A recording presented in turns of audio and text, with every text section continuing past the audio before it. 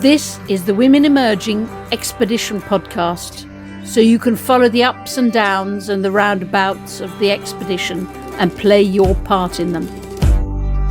24 women started on the 28th of May 2022 on this virtual expedition that will take 9 months. We are women from across the world determined to find an approach to leadership that resonates with women. We'll be successful so that women the world over will be able to say, if that's leadership, I'm in. Welcome. This is episode 16. 16! I find it almost impossible to believe. My name is Julia Middleton and I am the expedition leader. Thank you for all your messages since the call out for them at episode 15. I do sit in bed in the morning listening to them. To all of you who've sent sweet messages saying, I hope I get better. The truth is, I'm sitting in bed because I'm lazy, not because I'm ill.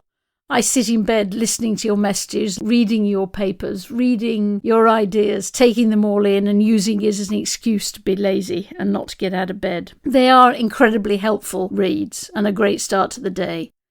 I've chosen this particular one to read to you because I thought it was irresistible. It's from Anna Robb. Many jobs are not defined as leadership positions or acknowledged in the public realm as leadership should be. One of my aunties is responsible for every single organ donor transfer in the state of Victoria in Australia. She has to be present in every organ donor transfer to ensure ethical practice is adhered to when a body part moves from one person to another. Another one of my aunties, I have many, is pushing Aboriginal curriculum into all tertiary education institutions in Australia to ensure the preservation of Indigenous culture in my own home country. One of my female cousins uses her musical talent to teach children musical therapy, children with special needs. No one's going to write a book about any of these women or how they made their first million because they didn't and they won't. But for me, they are my heroes and my inspiration. Leadership is not only about the people at the top of the totem pole. We need to turn a spotlight on what leadership is in its quiet form. The quiet leadership. Women are doing it everywhere and every day. Yes, thank you, Anna. Thank you also, Anna, for carrying on and volunteering to be a guide. As you'll remember, guides are people, women all over the world, who volunteer to take the calls of the members of the expedition and share their insights, share their knowledge, share their stories, share everything to help the members of the expedition develop their thinking. As Anna said, Julia, you mentioned in the last podcast that someone wanted to speak to a woman who's brought people together across cultures. I navigate cross-cultural groups daily. On one show, we brought a cast and crew from 36 countries together to create a $250 million aquatic show in Macau, a complete melting pot, and sometimes a meltdown.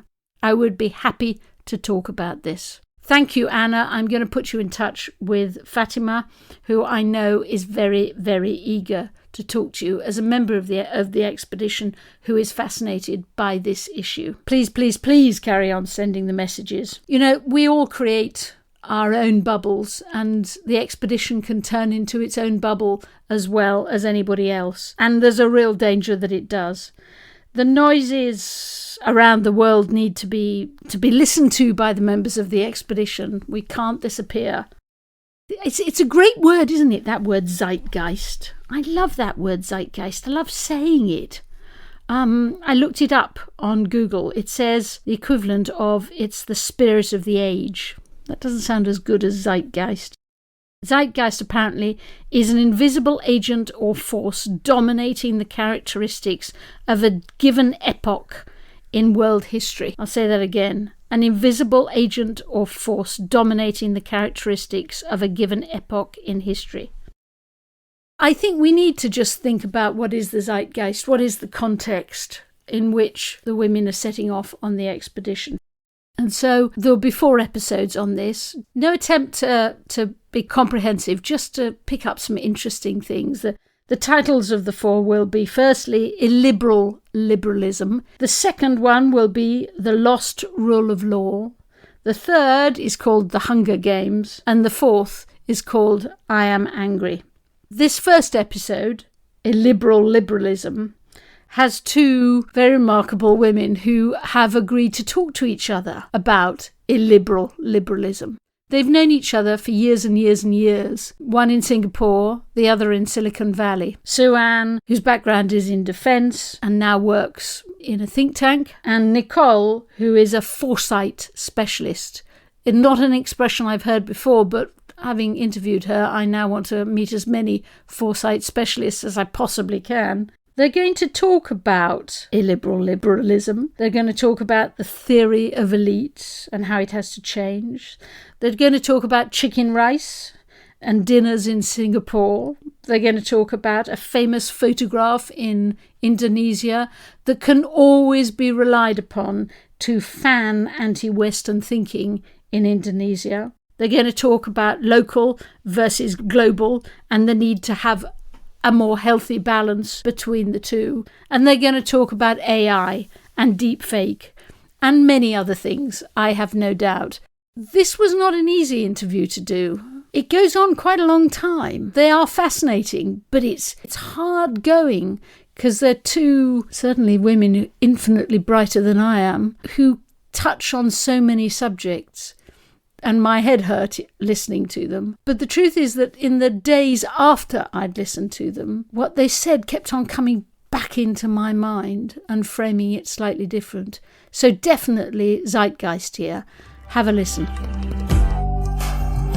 Nicole and Sue-Ann, this is fantastic. This is the first in our series about the sort of zeitgeist, the context, the winds in the air around the world as we start on this expedition. You used a beautiful expression to me, which was about you could hear rumblings that sort of were in the air and were a precursor, no doubt, to thunder. You didn't reckon we got to thunder yet, but you could definitely hear rumblings. And the expression you used, Sue-Ann, was illiberal liberalism. Help us understand. Yeah, so I really do think we're living in urgent and very strange and pivotal times. And I'm feeling a lot of distress and unease. And it has to do with the sense that the liberal order that we've been living in, the one that we've benefited from and prospered from, has both broken down and has become increasingly oppressive, tyrannical, and intolerant. And if people like me who have been the beneficiaries of the current system are feeling this way, it must mean that actually the rumblings are getting louder and louder, and it's becoming much more palpable, even amongst the elites, is what I'm saying. And if I were to ask myself, well, what has made me feel this way? I think it has to do with the experience we've had with COVID, the cancel culture that we're starting to see take root in a lot of Western liberal countries, and even the current war in Ukraine. And all of this, we're seeing the breakdown of international cooperation, multilateral order in very stark terms. So we see supply chain disruptions. We see that when the pandemic broke out, there was vaccine nationalism. With now the rising food prices and inflation, we're seeing food nationalism. So Singapore had our supply of live chickens cut from Malaysia because they had shortages. And so for a while there, people in Singapore were wondering, what are we going to do about our chicken rice, And it was a real sort of issue there. But Malaysia said, well, we are short of chickens ourselves, so it'll take us some time to sort out that. But in the meantime, we're stopping the export of chickens to you. We're also seeing the coercive powers of countries and international organization in a way that we never thought we would. So, during COVID, we saw lockdowns, we saw vaccine mandates, vaccine passports. And so for those of us who've never really felt like our liberties were in any way crimped and who've generally felt free, we've suddenly now witnessed the awesome power of surveillance technology and really just what the governments can do if they really want to take away your liberties. And so I think it's really a very strange time that it's a time that I certainly have been saying to myself, I never thought I would live to see these days. So Anne, we actually met with the beginning of this unraveling. We didn't know it then. In the late 90s, in Southeast Asia, the Asia financial crisis hit. And I do think those were some rumblings, some hints that this liberal order was not going to play out like we thought it would, right? We were maybe young and naive and benefiting from being part of this cosmopolitan, globalizing world. What have we taken for granted about the liberal order? I think what we then didn't see and which is now becoming palpably clear is that this idea that everyone would benefit from globalization is actually false. It's a lie. The trickle-down economics did not happen, and actually only the elites benefited and got really rich and wealthy from the globalized system, and actually huge swaths of people were left behind. They felt stagnant. They didn't really feel like they were moving ahead, and things just got more and more expensive. I think COVID is making those fractures more visible now, right? I think so, right? So, I mean, if you just wanted to put it very crudely, we were the elites in our bubbles. We're the same people who did not see why Trump would have been elected. Exactly. And why the rise of the extreme right would have taken root in Europe, right? And we would look at that and go, crazy people, what's wrong with them, right? And we were in our bubbles. We didn't want to see the unintended consequences of what we were doing because we were benefiting, from these things, right? You're not just seeing the collapse of liberalism, you're saying you can see the rise of illiberal liberalism. What does that mean? So I think the reason why, so there's an aspect of illiberal liberalism that has become, the reason why it can be illiberal is because it has become all pervasive at some level, right? I mean, globalization, really just the global economic order just spread its tentacles and its rules globally. And so there is that sense that if you wanted to move ahead in the world, you had to conform to certain global rules and norms, right? And so actually, people in Indonesia felt this most palpably in 1998 already. And the picture that Indonesians really took issue with was the time when the rupiah plunged in the financial crisis, and Indonesia had to suffer the indignity of signing on to IMF's programs. And there was this picture of the former President Suharto sort of signing something with the president of the IMF standing over him with his arms folded. And that was a picture that resonated very deeply with Indonesians and, triggered, till today, you could probably trigger a lot of anti-West nationalistic sentiments by just re-invoking that picture. Right. So, but then I'm saying that, the reason why it's become illiberal now is that because those rules have become far more pervasive, and it's not just in the economic realm. I think it has also come up to fore even in the cultural sphere, right? This extreme progressive, the extreme left that we're sort of seeing in the US now, and the cancel culture that comes when people feel that, the moment you've offended me, the political correctness that is now in actually liberal universities, like in Harvard, the level of political correctness is quite scary. People are censoring themselves to avoid offending somebody.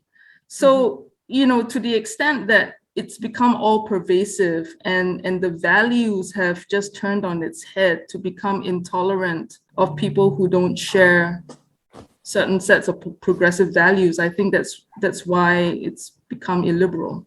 Well, liberalism was never an ideology per se. It was a framework. It was a framework that allowed lots of diverse people with different cultures, different value systems to work together, right? And it worked for a while. It worked for a while really well, right? Now it did kind of graft off of imperialism, and there were beneficiaries and people who were losers of that order for sure. And the losers now are starting to come up and say, no, we want our worldview too. It's the tribalism. So I do think it was able to keep a cap on some of these deeper human natures, right? The darker side, our lesser angels. And those lesser angels are now growing their heads. You're in Silicon Valley, Nicole. It's a very small place. Why is it so important?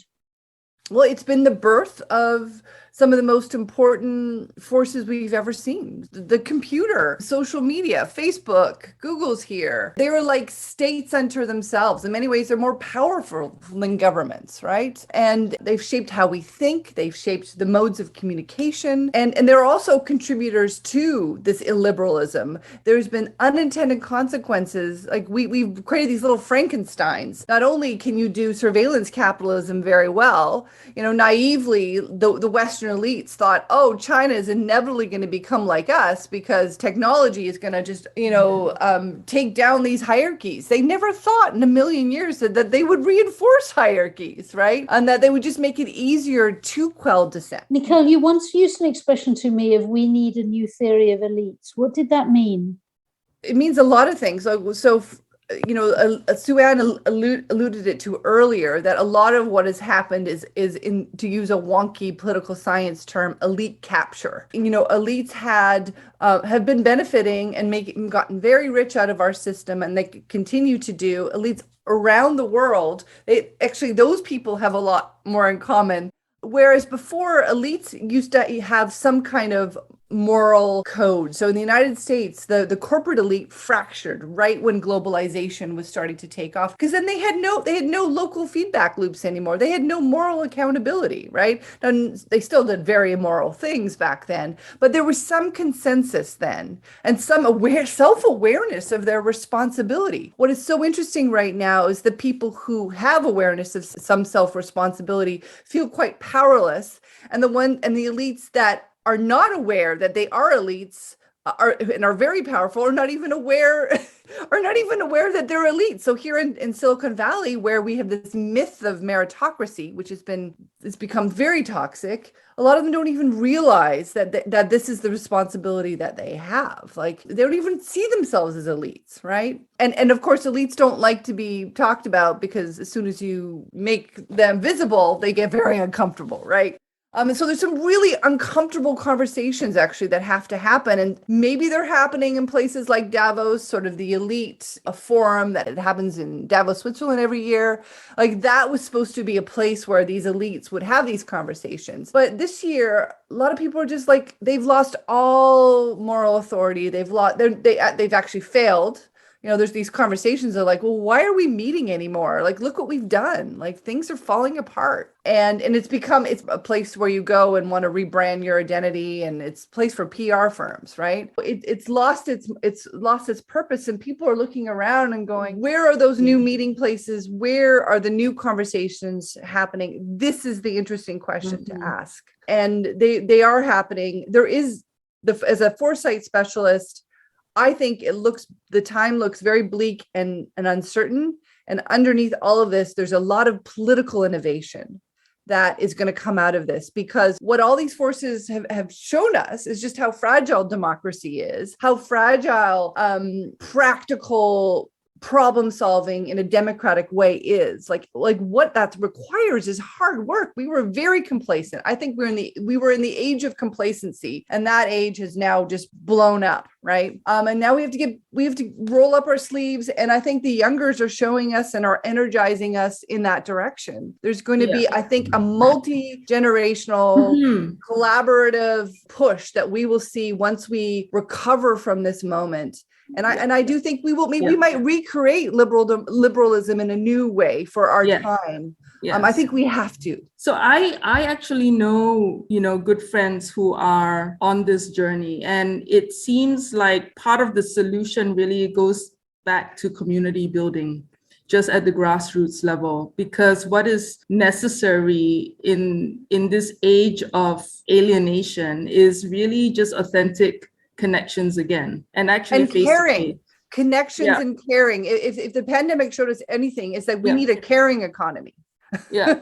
Well, the other thing that sort of like troubles me from a tech perspective, and this is also the issues that I've been looking at in the think tank that I'm working with, because I look at media, tech, and society, is really this whole issue of the pervasiveness of amplified messages that are fake, right? So, whether it's disinformation, misinformation, the role of social media, but the crux of it is that people are really now confused about what is true and what is false. And it's only going to get worse as you read about the trajectory that AI is going to take. We think that we've got a problem now with trying to figure out what is true and what is false just from the social media news feeds that we're reading. We're soon going to have trouble figuring out whether it's really me right now talking to you, or if it's just some animation that's somehow managed to capture my voice and my gestures and pretend like I'm speaking to you. And so my answer to all of this is that you're gonna have to just build your networks at a local level, build community, in flesh and blood. And almost go hyper local again. But I don't think localism is going to work either. I do believe we have to rebuild our community and think better. How do we be better groups instead of individuals, right? But we're not going to navigate all of the challenges around climate change and some of the bigger things if we just stay local. So I think it's a better balance between top down and bottom up.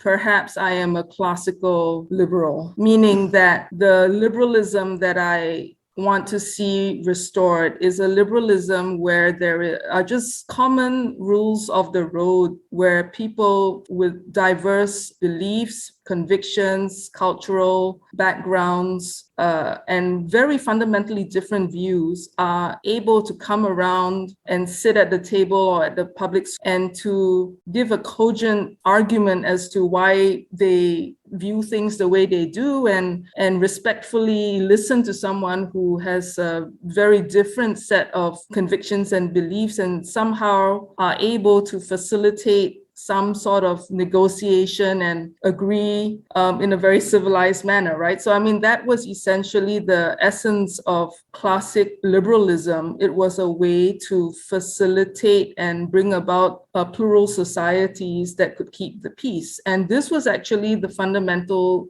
value of our international global system, right? Or of any creative culture. Silicon Valley would not have been possible without those values. There's a direct line from the hippies to the computer. There are no hippies left in Silicon Valley. No, they've all been pushed out. And so there's a big existential crisis here about the very creative, diverse, pluralistic view where we had amazing artists and musicians and alternative ways of living and being. All of that was the rich environment, creative environment that allowed computers to be invented in the first place, right? And the computers were not just invented by that. There was a whole defense culture here, a lot of military funding of the semiconductor industry and stuff. But all those places were allowed to swim and be together and intermix. And even now, there's a really big worry that culture is dead, because before... Will there be more women in this new theory of elites? There has to be.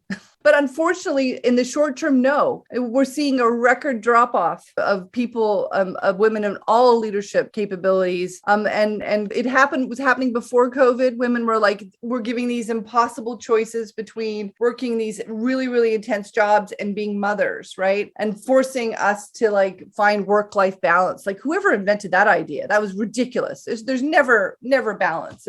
It should be a system. It should be an integrated system that allows us to do both. But I do think on the grassroots level, as it always has been, as women will come back, and this time I hope we renegotiate the rules of the game. Yeah. And I do think the crises that are continuing to hit us and will hit us will force that. I think there's going to be a forcing function that we are interdependent, that we are dependent on each other, that we need each other, that we need to care about each other in new ways. And I do think that at the root cause that will help fight the illiberalism that we're seeing.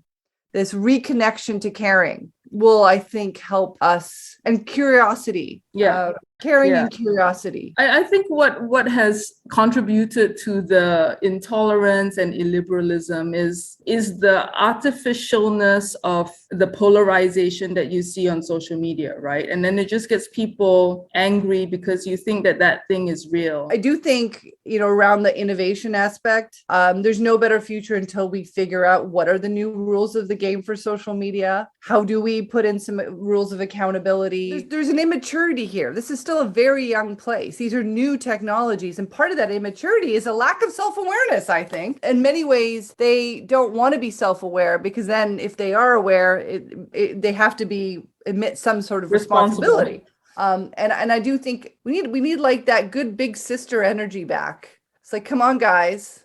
Let's all sit at the dinner table now. Let's get back to the dinner table. We're missing that big sister energy. I am thinking about how the world is essentially grappling and coming to terms with the state that the United States is in right now, because it is the superpower, not just from an economic military point of view, but as Nicole has been talking, I mean, it has been the home of a lot of the tech that rules the world. And so actually what happens within the US, the political debates and polarization happening in the US, even the culture wars that are happening in the US, now they have a global influence because... And these conversations, when you have different parts of the world having this conversation, usually have the word hypocrisy in them quite quickly. Yeah. Explain that. Well, because if you just move away from the ideals of liberal democracy as a political ideology and ideal, and if you just look at real politics and you take a realist view of what has really happened in the world and in international affairs and world affairs, you will see that it is often just the naked pursuit of national interest that drives the actions and calculations of powerful countries. And so in Asia and in former colonies, they understand this very well because to the extent that they have been colonized by the West, they have seen and experienced the realities of what that inequality, structural inequality of power actually looks like. And so for all of the talk about human rights and all of that, the actions don't fit the words. And, so I think hypocrisy, double standards has been something that resonated very strongly when you look at, actually with puzzlement, a lot of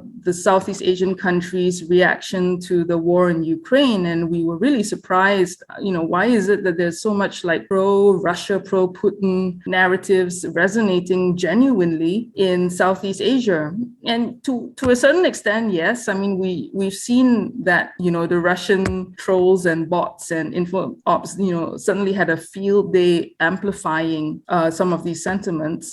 But the fact that they resonated was because people really cheered on Putin and Xi Jinping, for that matter, when they took on the West and when they called out the West for hypocrisy and double standards. So it's a very real and significant theme out here in Asia.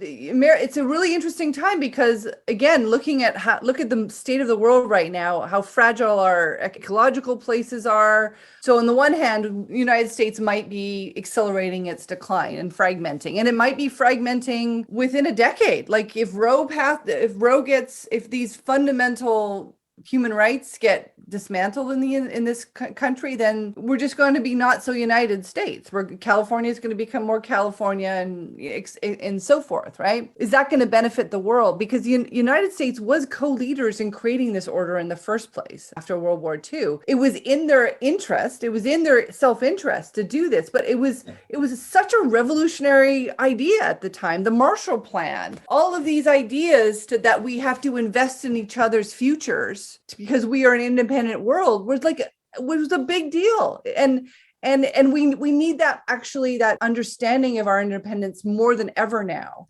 And so if the United States does fail, however hypocritical they may be, or maybe this is a time to reset, and a lot of women are looking around and we're just exhausted on the one hand from the moment we've been in. But I do think, the youngers are moving up, and I know that's my job now, is to enable the right constellation of younger leaders to take the mantle, and we have to do it together. So I think the other mindset shift is this multi-generational collaboration model. And I think as women, we get it. It's in our how we grew up in our families, right? And so we don't have to learn that. I see a lot of my male colleagues having to learn that very badly or very painfully, right? And so it's a moment of multi-generational collaboration, of vision. But women are good at managing uncertainty, because for our entire lives and for many, many generations, we've been in many situations where we've not